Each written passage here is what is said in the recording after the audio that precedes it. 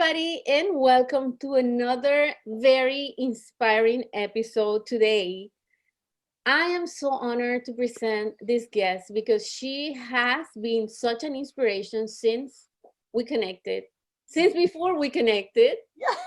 And well, to tell you a little bit about her, I'm not going to reveal everything because I want her to be the one sharing her story, but she's a Canadian athlete who has climbed the Himalayas. And for me, because I love nature, that is such a big deal. That is such a big deal. Her name is Unstoppable Tracy, and you're going to find out in a very few minutes why she is so unstoppable.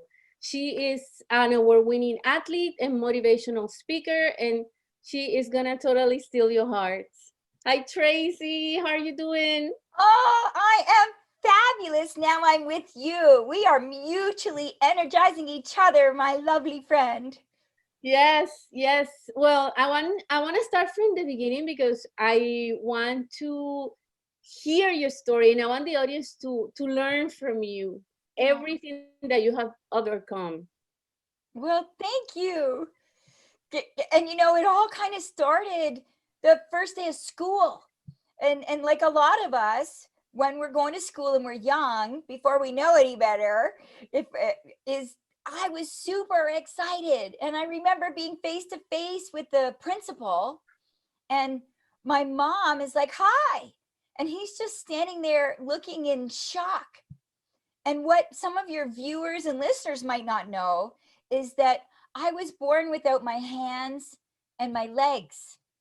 And I was in kindergarten in the 70s, or primary school or junior school. I know it has different names around the world, but your first year of school. And so the principal is like, in the 70s, big wide eyes. And around the world, people with disabilities were segregated. They didn't go to the inclusive schools, integrated. So he looks at my mom and he says, "Oh, I'm sorry. Tracy can't go to this school." And oh my gosh, my hair on my arms just stood up. You know when you have like a car accident or an argument with somebody, and every time you think of it, it's like your time warp back into that moment and your stomach is like in knots again. Yeah. For like a second there, I was that 5-year-old girl again. I felt like the principal was telling me no all over again. And so my stomach is upside down and the hair on my arms are standing up. And I was devastated when he said I couldn't go. And then I was like, my mom said I get to go to school today, right? And so I'm going to get to go, right? Isn't that beautiful? That full faith of youth, where we have no doubt, even when we're told no. If somebody said it's going to happen, before our hearts are broken, we just believe it. And I thought, I was wavering on like, oh, do I believe it or is it going to happen? And I bet, I know you are, and I imagine all of your listeners are like, what do you mean that 5-year-old can't go to that school? Just picture me, freckles and glasses and red-haired ponytails, right? Pigtails. And I thought that my mom was going to be all mama bear, like all protective. Of course my daughter's going to this school, right? She wasn't. She just very calmly and nicely, she just looked at the principal and she just kind of said, "How come?" In the nicest way, calm, friendly. Her arms were open, like her arms weren't crossed. And she just said, "How come?" And so he replied, not defensive, right? Because she said it so nice. He said, "Well, I'm sorry, but because Tracy doesn't have her hands, there's only one teacher, and there's 35-year-old kids. So there's no way that this one teacher is going to be able to help Tracy without her hands tie her shoelaces at recess time, at playground time. And because Tracy doesn't have her legs, both of my legs and above my knees," he said, Tracy's probably not able to go to the washroom by herself. And again, there's one teacher and there's 35-year-olds. So she's not going to be able to leave them alone to help her in the washroom. So it's not that we don't want Tracy, it's just we're not able to with one teacher. And I see you nodding. It totally makes sense to me too, right? My mom said, I completely understand. That makes a total sense. And then she counter-offered. She asked, she made a request. She said, can you give me 1 week just to try to find a school more suited for Tracy? But since we're here today, can we just try? And he's thinking to himself, well, then they can see for themselves. Right. It's not going to work out. So he says, sure, you can try for a week. And my mom said, thank you so much. And my mom and I, we walk around to the side of the school because that's where the 5-year-olds are let in. That's where the preschoolers are let in. And it's right near the schoolyard where all the kids are playing. And all of us are outside. We're all waiting for the school bell to go off to say we're allowed to go in the school. So everybody's outside playing. And my mom looks out at the schoolyard and her eyes go as big as saucers. And she looks down at me. And she dropped to her knees in front of the entire school, right? And I'm like, what's my mom doing on her knees? And then my mom grabs my arms. You know that 5-finger grip where you're holding your kid's arms to make them listen? And she's holding my arms. I can almost feel her fingerprints right now as I'm telling you this story. And she's holding my arms, kind of like you are. And she's looking me eyes to eye. And she's on her knees and she says, Tracy, it's really important that you and everybody's included. Nobody left behind. I'm 5 years old. I have no idea why my mom is so intense. I don't know that if I don't get outside at recess time, at playground time by myself, I'm not going to be able to stay at that school on Friday. So I go off and play, but as I go to play, I look up and there's the principal. He heard the whole thing. He saw my mom on her knees. He heard my mom say, nobody left behind, including you. And his eyes were all welled up with tears. He's heartbroken. He's like, I don't want to send this little girl away on Friday. So fast forward to recess time. And the principal runs outside because he's excited. Because if I'm outside, I can stay. He can't find me anywhere. 5 minutes, 10 minutes, 15 minutes go by. The recess bell goes off. I never made it outside. So as you know, that means I don't get to stay at the school. And the principal's in his head. He's like, oh, what am I going to tell Tracy's mom? How do I send her away on Friday? I got to find out what happened. So he now races inside. He faces my teacher and he asks her, he's like, couldn't Tracy tie her shoelaces? How come she wasn't outside? My teacher was all confused. She said, Tracy was the first one to tie her shoelaces. What? Yeah. He said, well, then how come she wasn't outside? I said, oh, her little friend couldn't tie her shoelaces. It turns out none of the 35-year-old kids could tie their shoelaces. Do you remember what my mom said? Nobody left behind. And so by the time I tied 30 shoelaces, the recess bell had gone off. So funny. I learned that day, that no, N-O, whether it's selling real estate, whether it's people believe in your artwork, But whether it's your family believe you should be an artist selling your work and going to school for your work and leaving your job for your artwork or your new business to be an entrepreneur, whatever it is, I learned that day that no, N-O, when the principal said no, he just meant he didn't know. K-N-O-W. He just didn't know. And so now, fast forward 30 years, I just don't know, or they don't know, or you don't know, but no, N-O just means we don't know yet. K-N-O-W. Oh my goodness. What a I great 5-year-old lesson. I was so lucky. that's and your mom, what a strong woman too, right? To like she you had the great support and the great wisdom of your mom too. And your that was in it. That was in you. You were born with this force. Oh, Oh, so a incredible. powerful mom.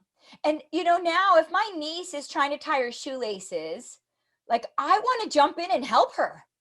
I want to do it.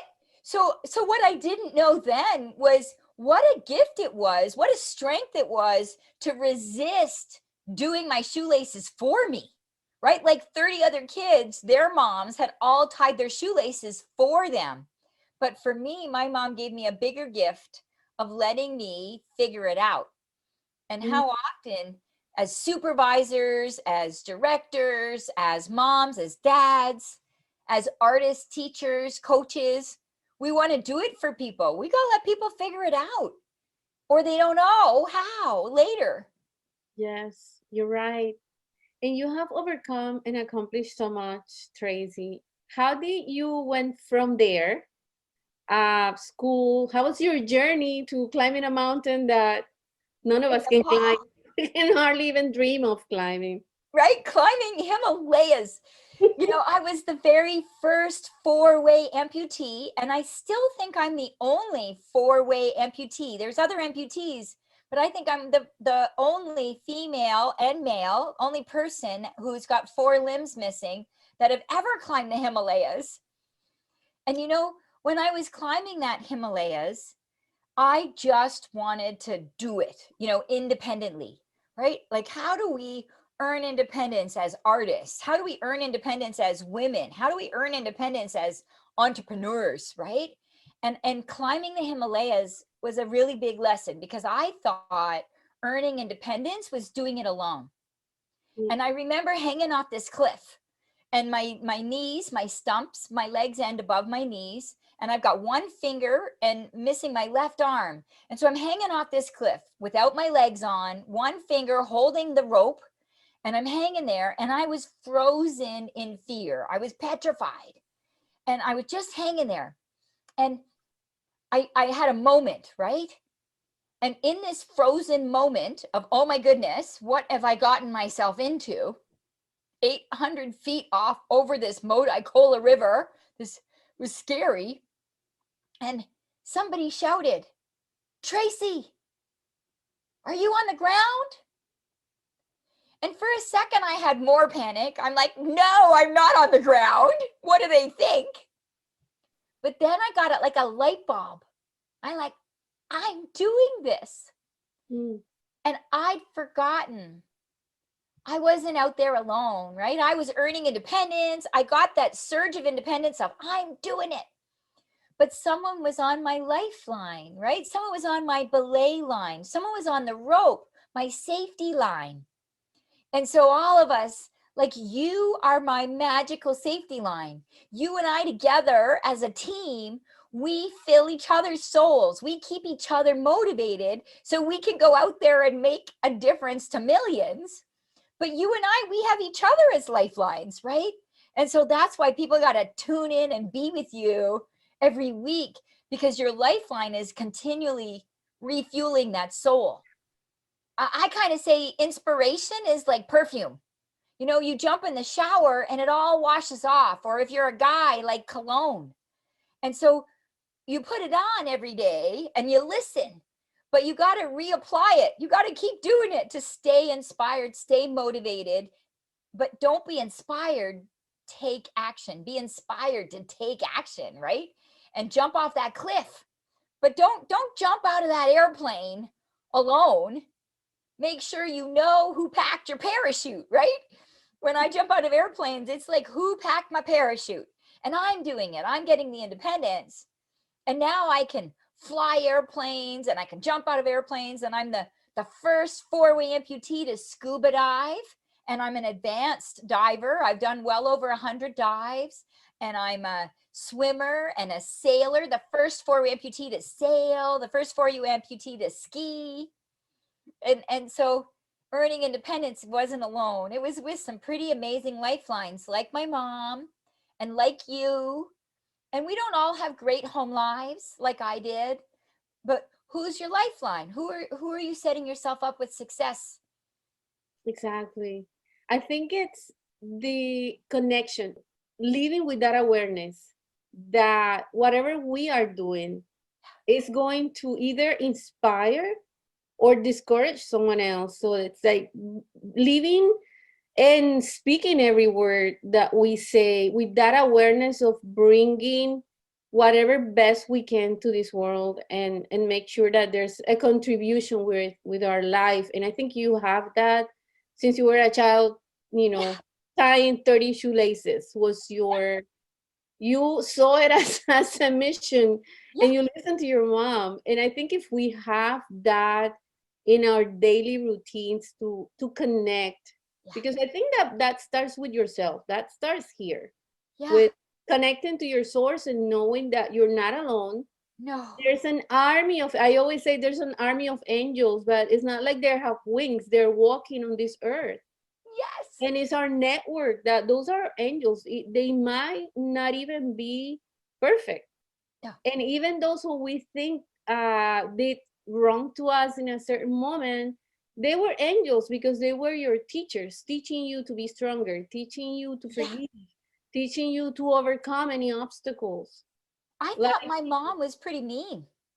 I like, she won't tie my shoelaces, or she, kids are bullying me and I'm crying and she says, "How's that working for you?" and shuts the door, right? Like I had to go figure out how to face bullies. And I'm sure that was tough for my mom, but it taught me to face my bullies and tie my shoelaces. And you were saying about making a difference for others. And I was a 5-year-old kid that just wanted to go play. yeah, I didn't know I was going to be the shoelace leader, right? I just wanted to go play. But what a magical gift that I got to learn that day that, yes, it's fun to play, but it was so much more fun to be this valuable contributor in the class, to have 30 kids lining up because I could make a difference. I could tie their shoelaces, right? And and I tell you, forevermore, I'm still connected to those 30 kids. How many people can say they're still connected with their preschool class? I'm very connected to many, almost all of those kids still in my life all these years later.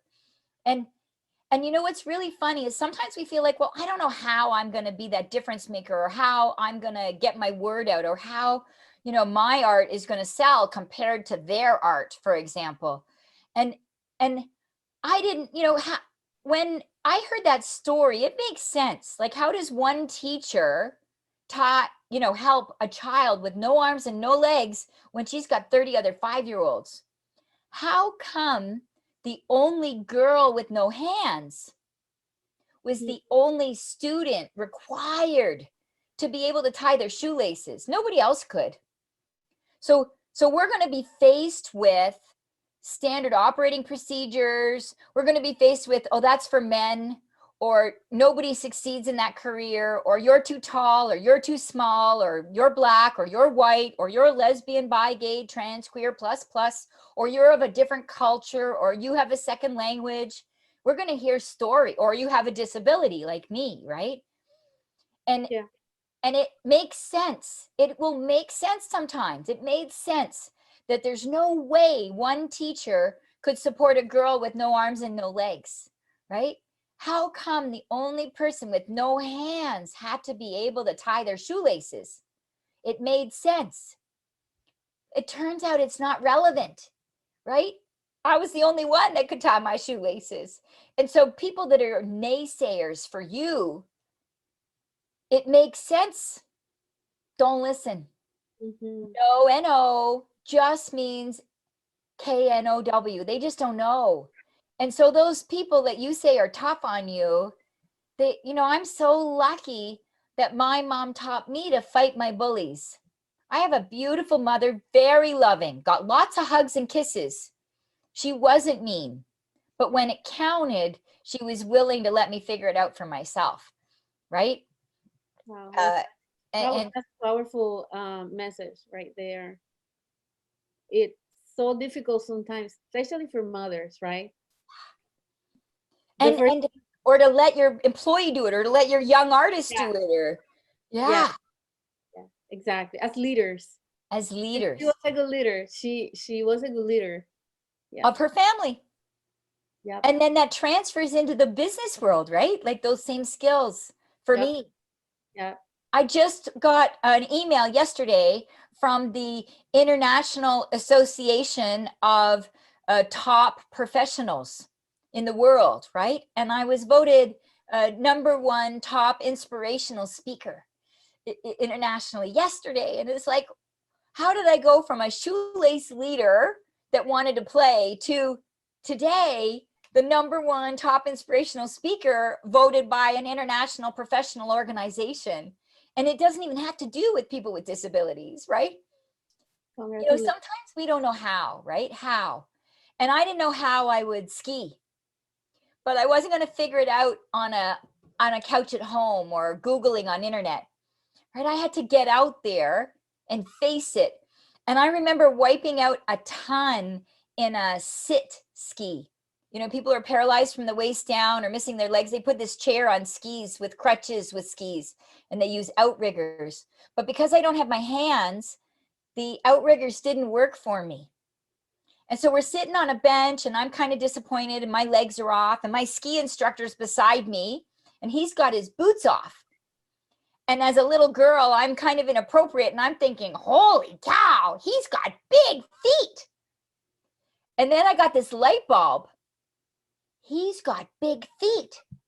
I could put my thighs, remember my legs end above my knees.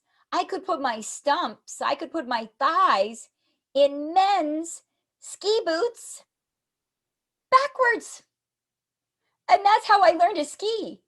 So sometimes, like, we don't know how we're going to become a famous artist, a famous business person, a woman in a man's world, a second language speaker in the North American world. Like, we don't know how we're going to become top of the top. I didn't know how I was going to ski, but you just embrace the possibility. You embrace the possibility, even though you don't know how. You don't avoid failure, and you try again. You persevere, and you figure it out. No one else could have figured out for me backwards ski boots, right? I had to figure that out for me. But my coaching tip to everybody is get started, even though you don't know how. Embrace the possibility. So you earn independence, not alone, and you embrace the possibility, even if you don't know how. You don't avoid failure. Well, I'm just touched by every word that you're saying. Oh, Speaking of, I know you have a book. Can you talk to us about it? you're so thoughtful. I was like, do I have one here? I wish I had one here. It's called Unstoppable You. I spent my whole life like falling out of sailboats and failing, and then growing up to be a World Cup sailor, sailing against 27 able-bodied men, right? Who'd have thought? Not just Paralympic trials, fabulous Paralympic trials, but World Cup trials. And and I was like, me proving myself, I can do it, I can do it, I can do it. And I realized it's not about Unstoppable Tracy when everybody's doubting me with no arms and no legs. What's better is Unstoppable You. And that's the name of my book, Unstoppable You. Exceed uncertainty, embrace possibility, earn independence. And I thought, better than just the story of falling out of sailboats and skiing with backwards boots and climbing the Himalayas, at the end of every chapter, I invite people to reflect on their own story. Like, I ask questions and I say, what's working for you? What's not working for you? And I say, or who in your life do you want to develop? And are they ready for a coaching conversation? So all 10 chapters have questions for you to reflect on after being inspired by some of my stories so that you take action. Don't be inspired to take action. And it's free. Anyone can have a copy of Unstoppable You if they visit unstoppabletracy.com and put in their email. So we're gonna put that on the description so that people can go and get their copy. Absolutely. Ah, yeah, I want Well, an unstoppable world. I don't want to be unstoppable, Tracy. I want unstoppable you and an unstoppable world better together. awesome. Thanks so much for your words and inspiration. And we're reaching the end of our show here. But before we go, give us 3 words to hold on to from your wisdom, vault of wisdom, and to hold on to for this week. Yes, this week and a lifetime. I don't know what's going on in people's lives, some really tough stuff. But I know if I live a life of no excuses, and I have every excuse, no one would judge me, right? But the words are no excuses, no limits. 4 words, no excuses, no limits. Little bit of tough love. Live a life of no excuses, and you will have no limits. Awesome. Thanks so much, Tracy, for your time. And thanks everyone that's listening. And I hope you're super inspired to take action, like Tracy is saying right now, and go get your copy of Unstoppable You. Thanks, Yes. Tracy. Thank you.